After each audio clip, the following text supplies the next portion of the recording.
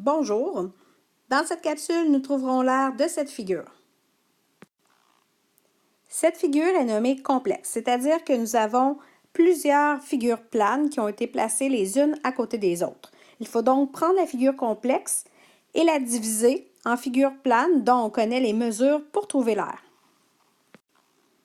Prenez quelques instants pour tenter de trouver de quelle façon nous allons diviser la figure.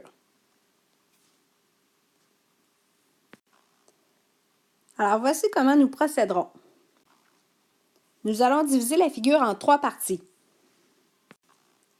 que nous allons ensuite numéroter 1, 2 et 3.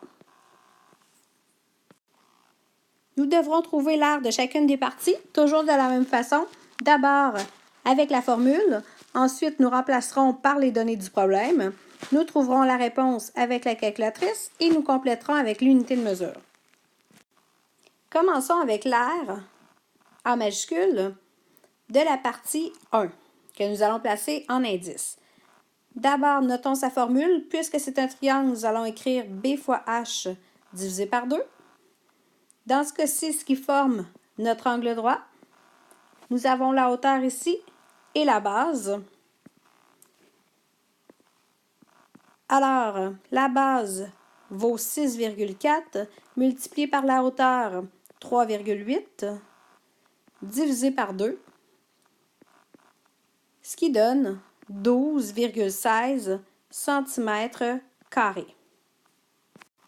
Mettez maintenant la vidéo sur pause pour pouvoir poursuivre par vous-même, puis repartez la vidéo pour connaître la démarche et les réponses. Voici les réponses. D'abord pour le rectangle, sa formule B fois H, que nous remplaçons par l'une ou l'autre des deux mesures, dans l'ordre ou dans le désordre, et on note la réponse suivie de l'unité de mesure. Ensuite, pour le trapèze, nous notons d'abord sa formule, grande base plus petite base entre parenthèses fois hauteur divisé par 2, et nous devons remplacer par les données. Dans ce cas-ci, nous ne connaissons pas la mesure de la hauteur, alors il faut la trouver en utilisant les côtés qui sont parallèles. Alors ici, ce qu'on doit faire, c'est prendre la mesure du grand côté du rectangle et soustraire les deux petits bouts que nous avons ici, de façon à obtenir la mesure de la hauteur du trapèze. Il est essentiel de laisser des traces. Ici, vous avez deux options. Ces traces vont nous permettre de savoir d'où provient le nombre que vous allez ensuite utiliser dans votre démarche. Voici le reste de la démarche pour le trapèze.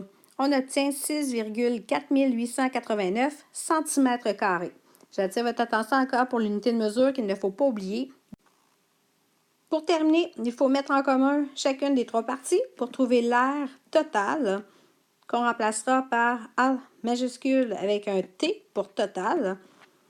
Notre formule A1 plus A2 plus A3 qu'on remplace et on complète avec notre réponse.